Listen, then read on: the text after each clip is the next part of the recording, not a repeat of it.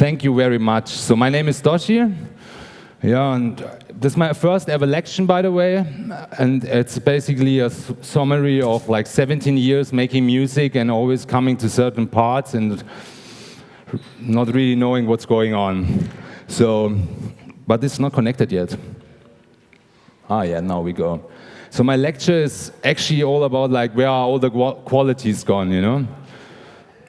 So the pictures maybe lead a little bit in a direction. So, so I was thinking, like, why does music lose more and more quality compared to the 70s, 80s, 90s in form of songwriting, playing, producing, timeless LPs, mixing, lifestyle, cultural movements, teaching, and stage performance and art? So that's basically what it's all about, this lecture. I was thinking my whole life because I was always like had this opportunity to like getting like to the next success level, but something didn't felt right, and so I didn't do it. Later on, I kind of figured it out what it was, which will come later. So the overview. So I'm starting with a crazy thesis. Then I will talk about music product innovations. Are there really innovations, and for what are there innovations? Then I will talk about hardware, VS software. And then I will talk what that means, the meaning for musicians, basically, for the future, being a musician. And then also vocation, hobby, or just benefit. So, and then the last point would be then what we can expect in the near future, my idea. So let's start with the thesis. So I will try to prove that the responsibility lies within misleading, money-orientated music software hardware companies and music labels. So this is what I want to try to prove. That's the problem why we lose quality more and more within musicians and artists and creative people, but also you can see it in food and everything else. Selling quantity stands before quality. Musician and cultural pleasing concepts are not affordable to run a successful company.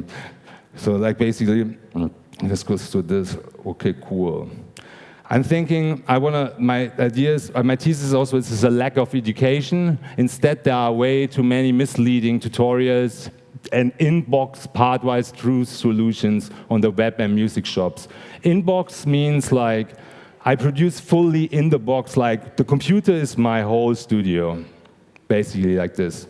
And this idea is going on since a longer time, and I was also socialized within this time, like 99, this was the year when like, wow, the computer, this is going to be the new sound. And the old drum machines and synthes, they were not sounding fresh.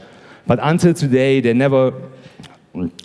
still there's belief that this little box can replace a whole studio. So let's see. Furthermore, I will show that the most music product innovations doesn't innovate culture and musicians, rather make us believe in a fresh creative advantage, while we lose the ability to self-determination to make decisions for our own taste and the resulting gaining maturity. So I'm excused if I have some mistakes in there. This is my first thing. I was writing the whole day in English, so I have this all in my head, but writing is a different thing. So yeah, but I want to like basically on this point, I think the last point is really important.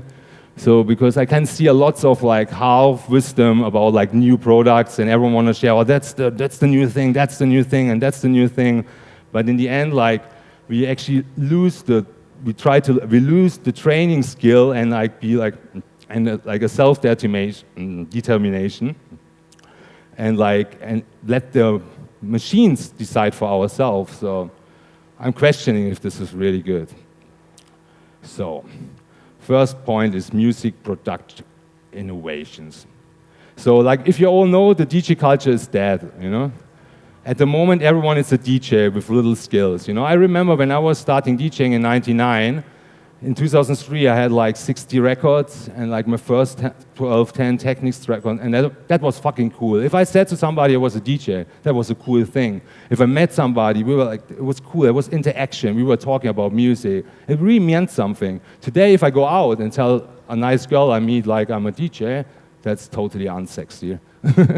So, Instead of designing innovative instruments and creating cultural movement, they put ideas in our head which are far away from culture and musician life-fulfilling, pleasing concepts of the 70s, 80s, and 90s.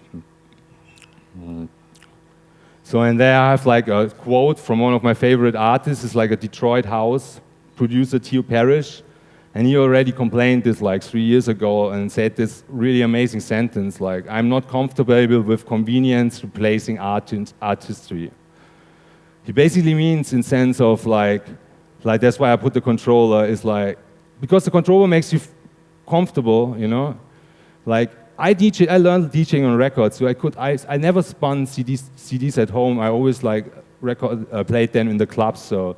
Because like when you learn on the record, you can DJ basically. But if you learn on these things, if you take these things away, you are fucked, you know? And it's not good, you know? It's a big problem for art, and especially also for the musician and for the people in the club. It's just like a minus situation. And what I'm leading in, like, you guess who is gonna like benefit from this whole stuff, you know? So I don't wanna name names, but there's companies there. So next is like, why are old amplifiers, synths, samplers, and drum machines still unaffordable, and companies still won't rebuild them? I was just going in this other room. There's a TR-909 boutique. Like I'm a big Roland fan, you know, but like what happened after like the 91 with the company is absolute horrible. Because what they're doing right now is like I don't know if you guys know, they did the TR-8 already. Like it's like, wow, why don't you build an 808 and a 909 again as they were before? Because most people know they are now like for 3,000 euro. You can't get like a 808 or a 909 under 3,000 euro. What they did is like a TR-8, like super digital solution, and then it's going on for 3 years. People buy them. Of course, if you buy and spend 500 euro, the things should be cool. You want that thing to be cool, so lots of discussions happen, comparing sounds, and now they released this like Roland Boutique thing, and I think like I was going nuts when I saw it because it's so horrible. Now they had the next step is like they did analog, like they made like a digital, basically an analog thing, but digital again, but in the look of the old 909 in really cute and small. So they have another 3 years people of buying this shit, and I'm guessing probably in 4 or 5 years we get the real 909 or 808. So they basically made money out of us over 12 years to gain their company. Yeah, my English sometimes sucks, but I guess you guys get it. In the fact, the peak when companies been able to make quality, long life products are long gone. You know, like Karl Marx already said it. Also, like the peak, I saw it with my uncles and stuff, was in the 70s, 80s. Until then, like the capitalism system could also really produce quality products. So that's why I put in the first sentence also like some stuff, you know. But then after this time, they could not do the quality anymore, because if they do the quality, they will not run a successful company, because they cannot afford it anymore. They have to get cheap. They have to make the money. Roland has to make a TR-8, a digital-looking old 909, until they do the real 909. Otherwise, Roland will go. What's the English word for pleite? Bankrupt. He was fucking bankrupt, yeah, man. Most musicians have more and more forgotten, and the last point is like most musicians have more and more forgotten or never realized what joy it is to learn, practice, and conquer skills in a long time periods, like 5, 10, 15, 20, or 25 years. I can tell this now because I'm doing music since 17 years non-stop, and I can really proudly say that it was approximately at least 40 hours a week, you know? I was always there. So often people ask me for genres and stuff, and like for me, it's like I love synthesizers and drum machines, you know. So, like Roland drum machines, and you have everything, you know. So it's basically, and what I experienced after 17 years, like what I experienced the last 2 years, was the most beautiful thing I've ever experienced within music, because I could not even, like years ago, like 5 years ago, when I did this with these guys, I already thought I did it, you know. I was like, I went go around like California and really had this like, wow, I really made it and stuff, but I still had no money and stuff. And yeah, and like I have a daughter with 10 years, you know, and then also like when your friends always pay for your food, but you're the traveling artist, something is not quite right. So I will come to this point then later. Do you guys have any questions so far? Because it's going to be a lot of info, so if anything's unclear. Cool. So next point is like, the main problem is hardware vs software. And in this definition, I choose MIDI controllers to software. And I will explain later why. I'm not putting them in my definition here to hardware. So I had to think of quite a lot of time. So hardware, I'm thinking of like old samplers, synths, drum machines, sequencers, FX, mixing desks, turntables, but also old tape decks to record. Basically something you can run stuff through. Software, basically, you have a mouse, or you have a controller which controls my favorite toy already, as you figured. So the question is not analog vs digital, because I see lots of people always arguing about that. That's not the question.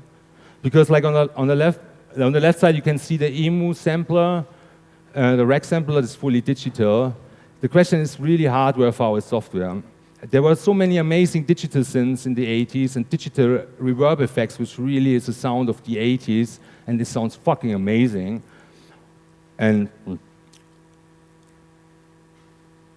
you know, because all digital synths and samplers and effects which were digital, they all had at least an analog VCA. This means a vintage control amplifier, and I don't want to get too nerdy in that part, but like it's like if you have a computer, there a little window, or you have a machine where you actually plug in jacks. This part where the jacks plug in as the amplifier, this is already something which already makes a difference. I don't also say none is better than worse. I'm also not saying like the music in the box is shit or it's worse or like Ableton is better. I'm not a fucking Nazi. It's more of a question what sound and texture you want, you know, and what genre feeling you are after. But to understand this, you know, like because people always like, oh, I actually want to do house music, but I don't want to use a tuner bass. I want to find my own bass. Then I think you're gonna run into like a rabbit hole because. Like you take like a guitar, like when you want to invent your own guitar, you know, like you take a guitar, you know, like guitar, bass, you know, with band. And I think this is the same with like, with these things, you know. If you want to make like super digital music, which are also have some like low res American beats, they're like making the beats and they're also like rendering them down on a really low MP3 rate. And this music is super funny and it's its own texture. It's great, dude. This is art. Everyone should use this, what it is, but to have the idea up front where you want to go and choose the right equipment, that's the trick, you know? Because like all the software companies, they want to sell you the next plugin who's going to sound like a Moog, but they will never sound like a Moog. As well, like every machine has their own character. Basically, all my machines at home, like, I haven't given them names, but I'm wondering why not, because they really have their own lives, you know? Like I have an MS-10 at home, a Korg MS-10. This thing is probably now like it's older than me, like 36 years or something. And probably like every MS-10 by now sounds different to every MS-10 sounds different because of like how you install that thing, how much dirt is in there, you know. All my pitches going off like after a short amount of decay, which I love because this thing sounds super sick, you know. So this is, but if you have like a Korg MS-10 plugin, they will sound the same like for thousands of years, you know? So like what I try to say is like, when you buy hardware, you create your own sound more than when you have the plugins, because you just have the sound everyone has, you know? So it's easier to copy. So, and also like the last point in this thing is like also, what I realized because of making music 17 years, like after 8 years I was like, all of a sudden it popped, and all of a sudden I could hear EQing. Before I was just like, what is mastering? I don't get it, or my tunes doesn't sound good in the club. And all of a sudden I hear like low, mid, and highs. And when I heard the tune unmastered, I know where to push up. My ears popped up. Like 3 years ago, or 4 years ago, it was really a hard time, because I was doing really successful with bass music, but when I wrote my music in the box, something was not right. And so I was like, okay, dude, I'm coming from electro. Maybe I should write some Detroit electro by now, because back in the days when I started making music, I didn't know how to do it, but now I know how to do it. So let's try it. So I wrote like electro tunes in Cubase, and they were fucking tight, you know, and they still are. But then I realized something is not right.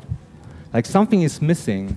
And in this moment, I realized the movements of the synthesizer, like the live modulation, the breathing of the machines, which I remember of my 90s records, which were not in Cubase. And that was the decision like 3 years ago when I realized, fucking shit, if I stay producing in the computer, like that's gonna be like a rabbit hole, because now I have to go home and practice 3 years live jams and live modulation without having the save button. Like I cannot correct it afterwards. I have to re-get the skill, similar to a guitar player, you know, like he has to practice that it works, you know. There's no like sleepy button anymore, save and let me do it tomorrow.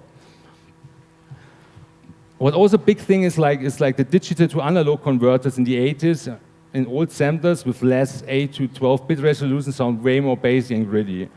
You know this probably from pictures, you know? Like you have seen like old analog pictures, they look really nice, but if you've seen these like, from like 3-4 years ago, digital pictures, they were looking horrible. And people had red eyes and it was super crisp. Somehow the more resolution gained something which we didn't really enjoy pleasing. And this is also what I see happens in all digital, like in all bass music and trap. There's so many overtones created because of 24-bit resolution now within the computer. We don't want and need. You think you have more quality by having more bit. In the end, you just put there something you actually don't want, because in the club, you want the bass, you want the low.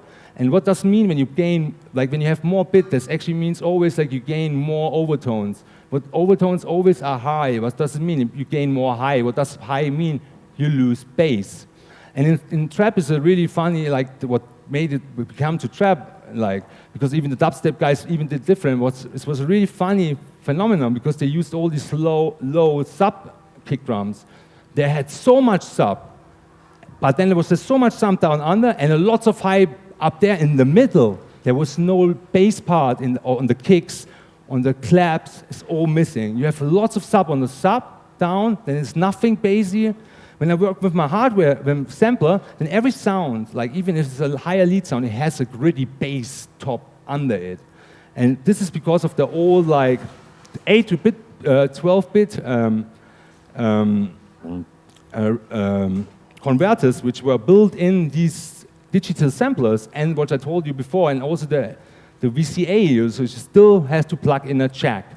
And these two things made me looking like 15 years like trying to make samples sounding like I had them in my head when I was raving in the 90s. But somehow on the computer, I never got there. I fucking never got there. Same with the plugins. I thought I'm not good on the synths. I'm not good at music.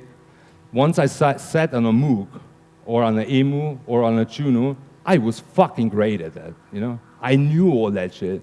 The plugin wasn't good. The sampler was not good.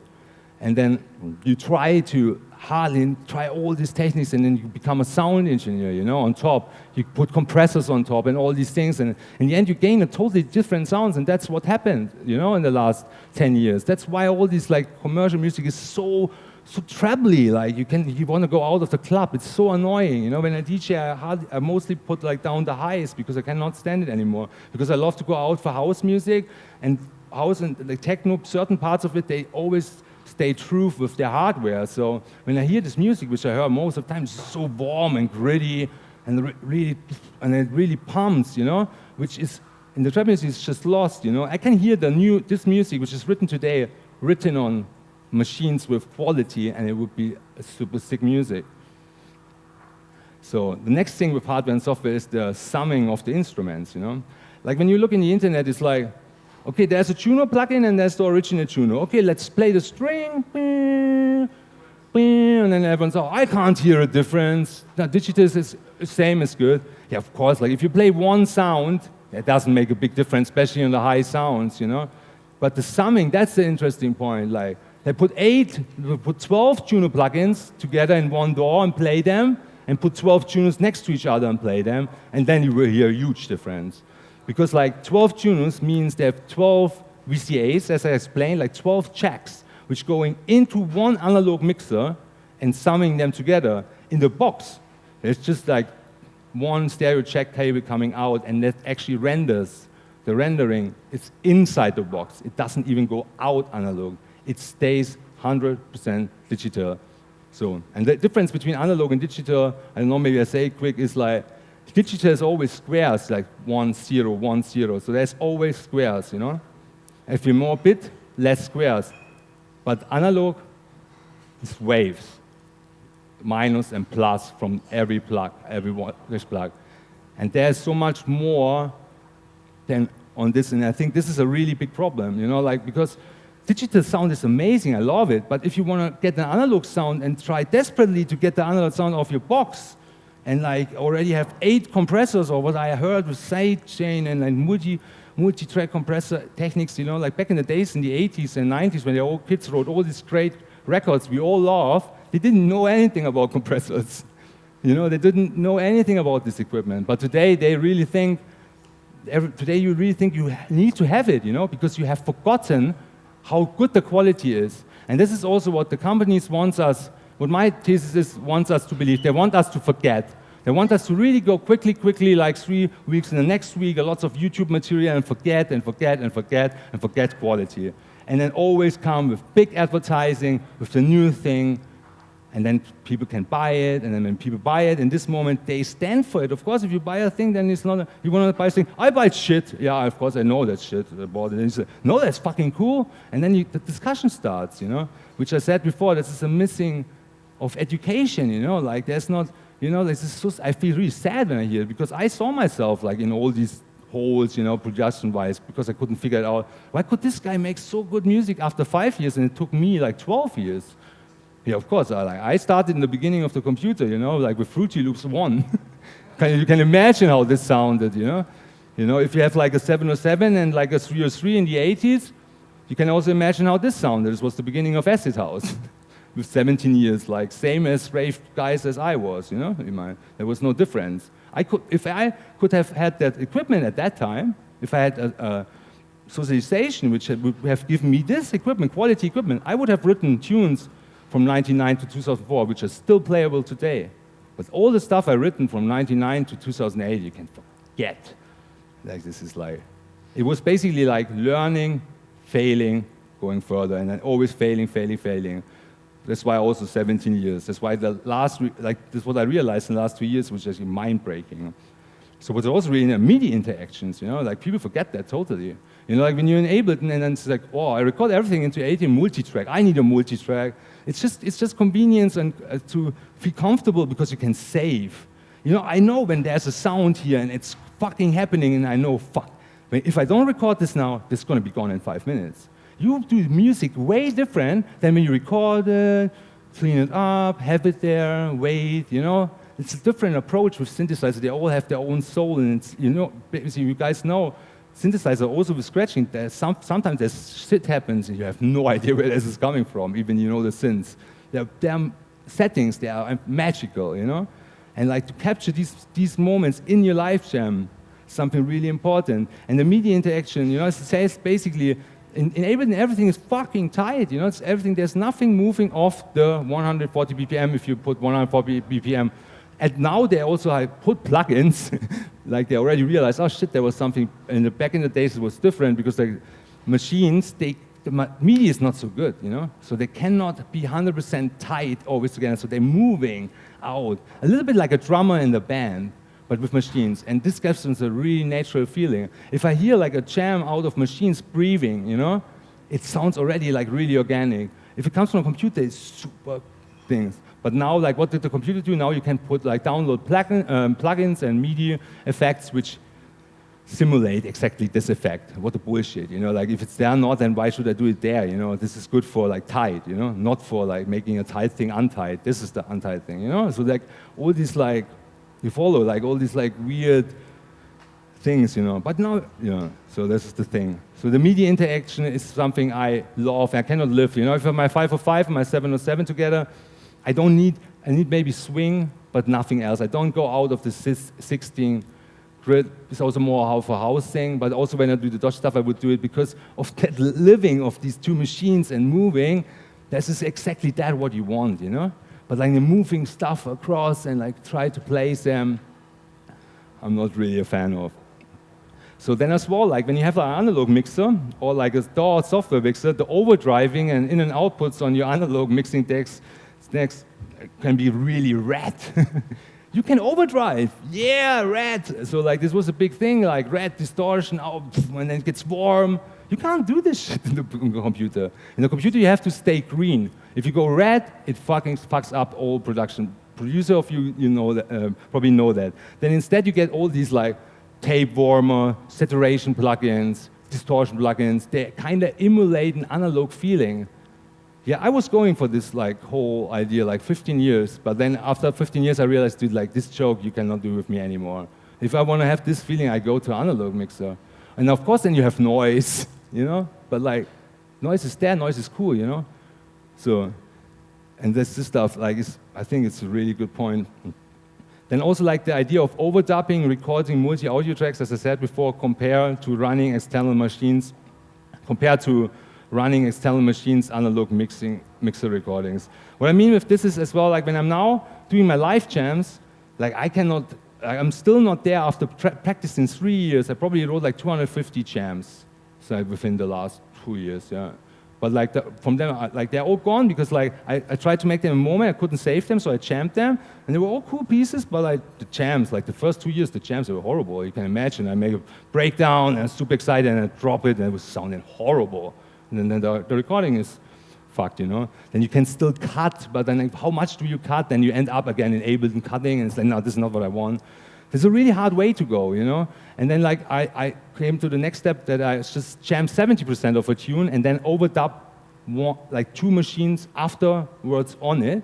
So then I end up on my Ableton with 2 audio files. So and I also like tried stuff out. Now I'm like there like 2 audio files of jams, maybe 1 or 2 more instruments you jam like overdub.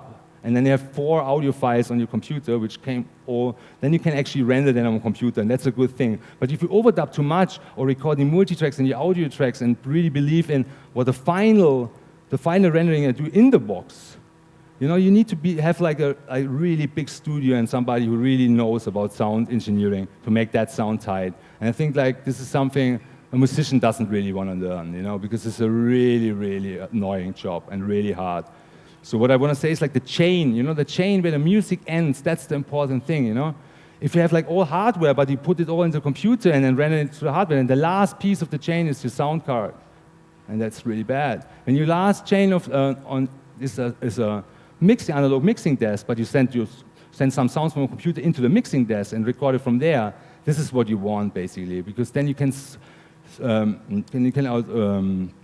keep all the good qualities, you know, and the stuff you want, you know.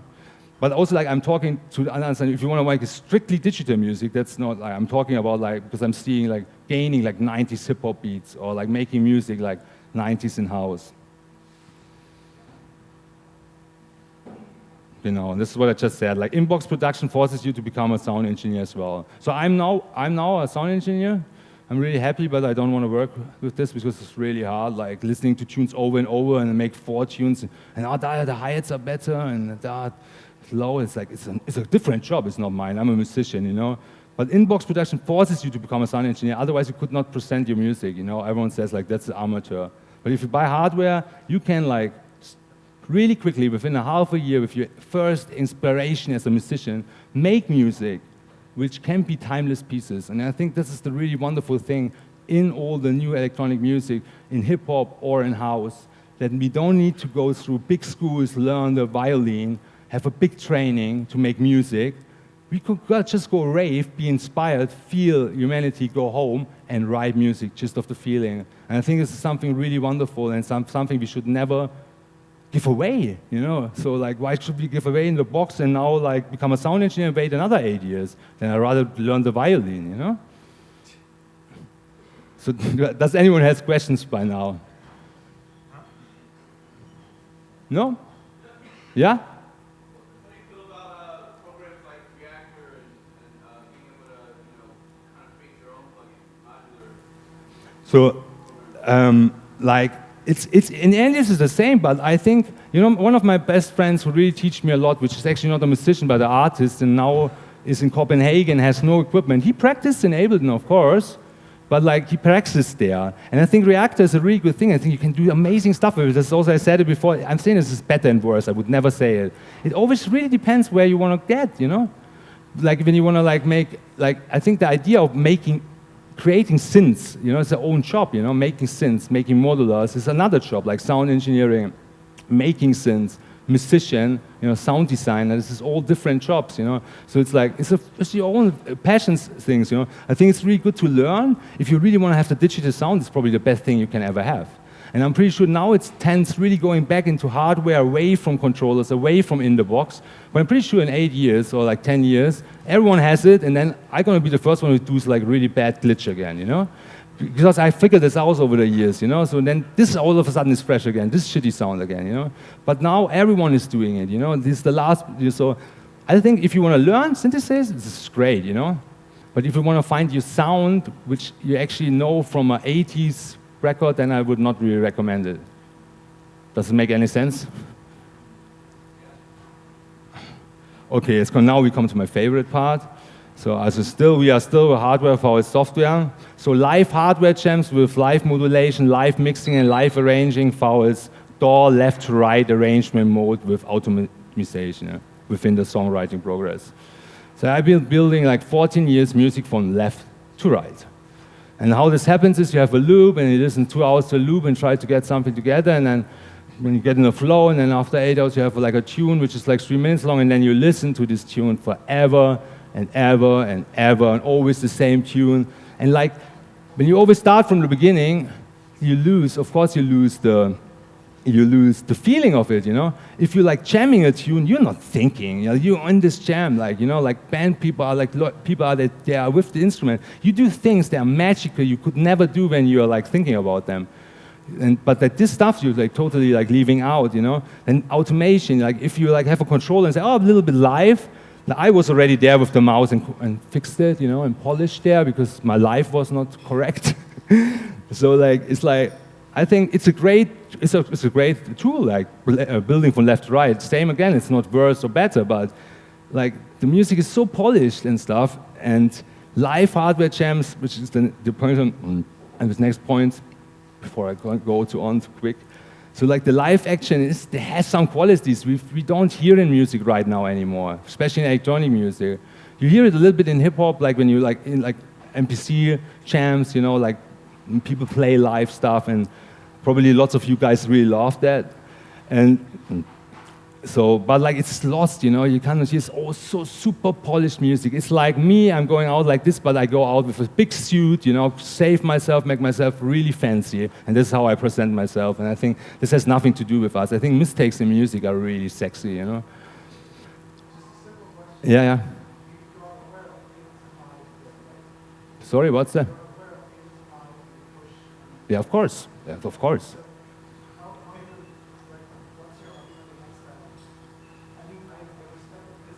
I'm coming to this point. I know when you want to get like.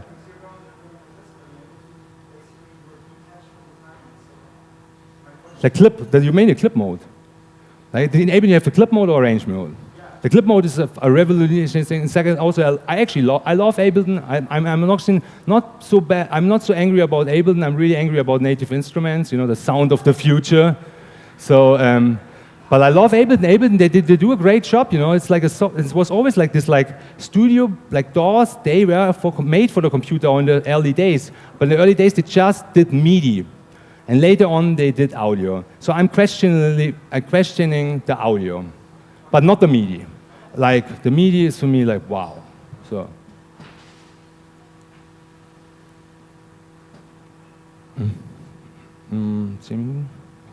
Yeah, I'm hurrying up. Yeah, this is what I just said, like using MIDI controllers for live feeling, but still afterwards fixing it with the mouse. I did this, but then years later I realized when I did it live, I was like, how stupid was I? Like, you know, like if you have the possibility to fix, then you will always fix, and then you will write on your tune for 4 weeks. So like also what I said, the qualities of a live jam flow, which you have to gain, and I practiced since 3 years, and I'm still not there. I can still not play live in a club yet. But in 1 year I can. And Then I've been practicing for 4 years. That's qualities. Trust me, guys. This is something really special. And I hear everywhere like people making music, like especially in the house music, they're going back into their home studios, really practicing their ass for the perfect recording. It's one jam, and it's one moment, 5 hours. And this is the tunes you guys want to listen to, trust me. So like in this computer, like everything is polished, really unnatural. And that's what I said, like mistakes are great because they show talent and skill of musicians dealing in the moment, you know? Like I heard from a piano teacher, older one, like he said like if you play a chord wrong, you're always just one note away from the right chord. So what this means is like if you play one note, the next note you're gonna play, you can save it. And when you learn like being on stage, being interacting with music, making a mistake and saving it, and this is something which is super sexy. And all of us love that. We probably know it from bass people that like just like going up and down, and we probably don't even hear the mistakes, you know? Because like if you play something wrong, if you play the next one right, you're already back in, you know? Jazz. But you can never do this if you go from left to right. You don't build a mistake and save it afterwards and build this, you know, for 4 hours. This doesn't happen, you know? Oh no. So and that's one of my last points is like the meaning for musicians. What does this all mean, what I'm talking for musicians? Especially for the near future. So. And what I think is like live qualities, capturing tunes in a moment and not saving your tunes, always deleting, practice every time from the scratch. It's always just the drum set, the bass line, and synth sound, you know? And if you always start from scratch and learn this, you know, like going quick into the studio, learn this, always getting up, capturing this, I really believe this is the music of tomorrow, because then the really magic happens. Like the joy in learning, useful creative skills is the key, you know? Learning, you know? I love learning, you know? I love learning my whole life, you know? I have plans what I'm gonna do when I'm 50 with music already, like. And this is all like captured like this. A guitar player, as example, he has to practice all this time. He can, like all the time, and then a little time they record. We record everything we do. We cannot compare, was this practice, or is this my new tune? You often realize 3 months later. You know, becoming more and more skilled in your craft, passion, and creativity for your whole life long, you know? I think this is something all musicians want, you know? And you know, when I was in my hometown, we were 70 guys. When I was 17, they all wanted to music. They all stopped. I'm the last one. Cherish and care for your inspiration. So, because like, if you really believe this solves your problems, when you want to have something else, your inspiration, bye-bye. Never lose excitement for the simple. I have a good example, you know, if you're a painter and paint like big churches or whatever, you always like, if you see like some little pencils, it's like, oh, cool, these pencils, let's paint something. Something which doesn't go to your arm, like the joy of the easy, you know, like, oh, cool, you play this instrument. I don't like it, but how does it work? Like the excitement of that, what you're doing, don't lose it. I'm not gonna paint because I only paint in my room with this equipment and this equipment. It doesn't seem to me that you're going to be happy your whole life doing your art. So like, and set high aims which will be reached in the next 5, 10, 15, 25, and 30 years. And don't underestimate yourself, you know? Never ignore music craft, because never ignore music. What did I mean? So this is wrong actually, sorry. Like, but what I mean is like, don't never underestimate. I meet so many people, they say to me, oh, I made it there, I'm really happy, but it's okay. Or, oh, I'm starting DJ, but I don't really want to DJ in clubs. You know, like people really put themselves down but I think like when you want to like do something, then make, like plan, you know? Why you should not become as good as Michael Jackson? I think every one of you can be as good as Michael Jackson. This is my opinion. Never sleep on success. This is a big, big problem these days, you know? So what the fazit is like, you should not believe in gaining an analog sound within software, even the companies sell it for that reason. Same as you don't believe in making digital sounds with a fully analog synthesizer. You know, nobody would do that. That's obviously clear, you know? No, that doesn't work. The other way around, we try and try and try and try. You won't get it in the end. Analog costs cash, I know, but it's worth not having the headache trying gaining that sound in the box. This is really one of the things. And I like in the last 3 years, when I realized this, I had just a computer, And I spent in the last 3 years, I think approximately 1,500 euro because I have no cash always, and I really think, and I bought really nice equipment. You don't need the 3,000 euro 909. You can get for 300 euro innovation drum station, still, but not long. You can get one of those EMU synths for 80 euros, you know, which is absolutely, which comes with sound libraries. They blow your fucking mind. 8 euros, but you have a little display, it's way harder to control, it's way harder, you have to record in the moment, it has all these, I don't call them disadvantages anymore, but you need to think what you want to do in the future. So, and this is like, my last point is like, the main question is like, what are you like as a musician or producer, turntable listener? Is this your vocation? Are you really be called? Is this really like something, the need of doing it, you know? Is this a hobby? Or is this even really just a benefit, you know? So are you making music for yourself as fun, or even seek or need or the need of attention, you know, which is also not bad, which I can totally understand in a world where always media and everyone is in the television and famous and stuff. Everyone wants to be on the stage, you know, and everyone should be on the stage. And I really support that as well, you know. Or are you making music to contribute towards music, art, and culture? Like this striving need always to do something new and try out something and interact with other musicians and play and have fun. And that leads me to my last quote, which is my absolute favorite quote ever in my life. It's from Mike Benz from Underground Resistance, and he's also from Detroit. He said, "I'm nothing compared to the music." And what he means by that is like, he said like, he makes a tune and he plays it, and 2,000 people dancing on the dance floor, and all these 2,000 people had their own feelings, their own world. What is he compared to this magic this tune is doing? So, like I'm not making music for myself, you know. Like me myself, I'm happy. You know, I have my daughter, I have my good friends, I have nice food. You know what I mean? I'm lucky that I'm living on this side of the world, you know. So, but like the music is like something that, like I feel like a medium in a sense, like not that I get esoteric or something, but I can train myself as a human to skill something so perfect that I really reach stars for a little moment, you know. And these stars you can reach when you listen to these tunes too, you know. That's why you have favorite tunes, and I think that's what it's all is about, you know. Good, this is like just the stuff I already told. So, anyone more questions? I think that's the whole thing. So. What do you mean by don't sleep on success? It's like, you know, like let's say this example, like you DJ since 2 years, you have like 8 gigabytes from your friend tech house and 3 gigabytes drum and bass, and you're a really good social person, so you can talk with everyone. You're friends of lots of club owners. That's why you're already resident. So like you never really practiced, you know. So don't sleep on success. You know what I mean? Because you get something then for free, basically almost. And if you sleep on that, it will fuck your life. It will break your neck. Because when that case goes away at some point, and you will have to accept that you lied to yourself, or not even realize that, you know. And this to accept, it's one of the hardest tasks a human has to go through. Most people won't make it.